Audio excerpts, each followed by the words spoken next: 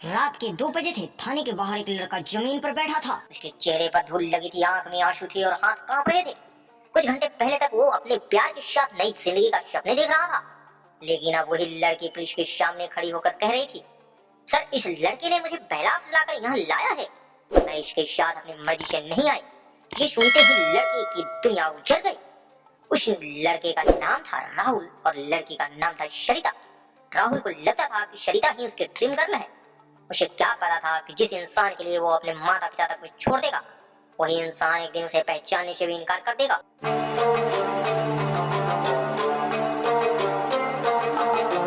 राहुल एक साधारण परिवार का लड़का था। उसके पिता किसान थे और माँ गृहिणी। घर में ज्यादा पैसा नहीं था, लेकिन संस्कार बहुत थे। राहुल पढ़ाई में अच्छा था। उसके माता पिता चाहते थे कि वो कुछ बन जाए, लेकिन जिंदगी में एक मोड़ ऐसा आया जिसने सब बदल दिए। कॉलेज में उसकी मुलाकात सरिता से हुई। सरिता खूबसूरत थी। उसके मुस्कान देखकर राहुल का दिल धड़कने लगा था। धीरे धीरे दोनों में बात होने लगी। दोस्ती प्यार में बदल गई। राहुल को लगने लगा कि यही लड़की उसकी पूरी दुनिया है। प्यार करना गलत नहीं होता, लेकिन जब प्यार इंसान को सही गलत का फर्क भुला दे, तब वही मुसीबत बन जाता है। राहुल के साथ भी यही हुआ।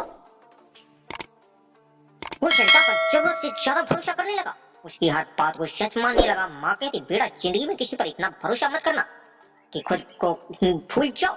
लेकिन राहुल हंस देता। उसे लगता था कि उसकी माँ पुराने जमाने की बात कर रही है।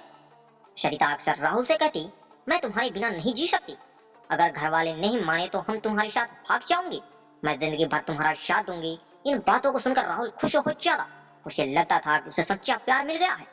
उसने अपने भविष्य के सारे सपने सरिता के साथ देख लिए। जब दोनों के रिश्ते की खबर घर वालों को लगी तो विरोध शुरू हो गया। दोनों परिवार तैयार नहीं थे। राहुल के पिता ने समझाया, बेटा, प्यार में जल्दबाजी मत कर। लेकिन राहुल कुछ सुनने को तैयार नहीं था। उसे लगा था कि पूरी दुनिया उसके खिलाफ है और सरिता सिर्फ उसके साथ है। एक दिन सरिता ने राहुल को फोन किया, अब घर वाले मेरी शादी कहीं और कराना चाहते हैं। अगर तुम मुझसे प्यार करते हो तो मुझे यहाँ से ले चलो। राहुल ने बिना सोचे समझे हाँ कर दी। उसने अपने माता पिता का विश्वास तोड़ दिया, घर से पैसे निकाले और रात में सरिता को लेकर निकल गया। उसे लगा अब उसकी नई जिंदगी शुरू होगी। दोनों दूसरे शहर पहुंच गए। राहुल खुश था। उसे लग रहा था कि उसने प्यार की जंग जीत ली। लेकिन अगले ही दिन पुलिस उन्हें थाने ले आई। दोनों परिवार ने शिकायत दर्ज करवा दी थी। थाने में राहुल बिल्कुल निश्चिंत था। उसे विश्वास था कि सरिता सच बोल देगी और सब ठीक हो जाएगा। लेकिन फिर वो हुआ जिसकी उसने कभी कल्पना भी नहीं की थी। पुलिस अधिकारी ने सरिता से पूछा, क्या तुम अपनी मर्जी से इसके साथ आई हो?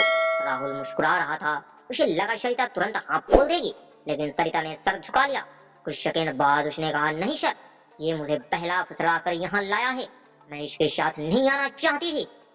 राहुल को लगा जैसे किसी ने उसके सीने में छुरा घोंप दिया हो। जिस लड़की के लिए उसने सब कुछ छोड़ दिया था, वही लड़की अब उसे अपराधी बना रही थी। राहुल बार बार सरिता की तरफ देख रहा था। उसे उम्मीद थी कि शायद वो मजाक कर रही हो, लेकिन सरिता लगातार वही बात दोहराती रही। राहुल टूट गया। उसका भरोसा चकनाचूर हो गया। मामला गंभीर हो गया। राहुल को गिरफ्तारी कर लिया गया। कुछ समय तक उसे कानूनी परेशानियों का सामना करना पड़ा। गांव में बदनामी हो गई। लोग बातें बनाने लगे। जो लड़का कभी सम्मान से देखा जाता था, अब लोग उसे शक की नजर से देखने लगे। राहुल के माता पिता टूट गए। उनकी आंख में आंसू रुक नहीं रहे थे। उन्होंने बेटे को समझाया था, लेकिन उसने किसी की नहीं सुनी। अब उन्हें समाज के ताने सुनने पड़ रहे थे। कुछ साल बीत गए। एक दिन राहुल ने सोशल मीडिया पर देखा, सरिता की शादी हो चुकी थी। वो हंस रही थी, नई जिंदगी जी रही थी। तस्वीरों में सब कुछ परफेक्ट लग रहा था। राहुल देर तक स्क्रीन को देखता रहा। उसे याद आया, वही लड़की कभी कहती थी, मैं तुम्हारे बिना नहीं जी सकती। उस रात राहुल बहुत रोया, लेकिन फिर उसने एक फैसला लिया। वो अपनी पूरी दुनिया किसी को धोखे के नाम नहीं करेगा।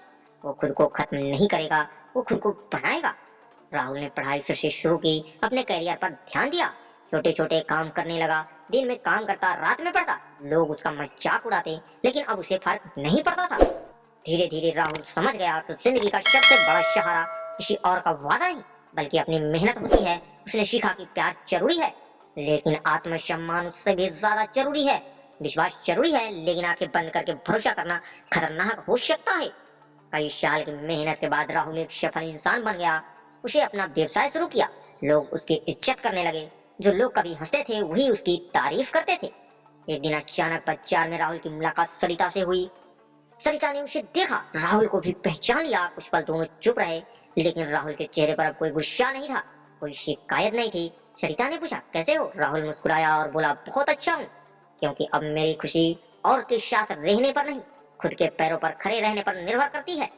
राहुल ने उस दिन समझ लिया था, जिस इंसान के लिए आप अपने माँ बाप, अपने सपने, अपने और अपना आत्म सम्मान छोड़ देते हैं, वो हमेशा आपका होगा, इसकी कोई गारंटी नहीं होती। लेकिन यदि आप खुद को मजबूत बना लेते हैं, अपने लक्ष्य पर ध्यान देते हैं और अपने चरित्र को बचाए रखते हैं, तो जिंदगी आपको दोबारा उठने का मौका जरूर देती है। याद रखिए, प्यार कीजिए लेकिन खुद को खोकर नहीं, किसी पर भरोसा कीजिए लेकिन अपनी समझदारी छोड़कर नहीं, और अगर कभी कोई धोखा दे जाए तो उसे अपनी जिंदगी खत्म मत कीजिए, अपनी सफलता से नया अध्याय लिखिए, क्योंकि अंत में जीत उसी की होती है जो टूटकर भी दोबारा खड़ा होना सीख जाता है। दोस्तों, कैसी लगी ये कहानी आप सभी को हमें कमेंट में जरूर बताएं, और दोस्तों के साथ ज्यादा से ज्यादा शेयर करना ना भूलें, और साथ में हमारे चैनल को सब्सक्राइब जरूर कर लें, ताकि ऐसे ही मजेदार कहानियां आप सभी से मिस ना हो। तो चलिए मिलते हैं किसी अन्य कहानी में। जय हिंद, जय भारत।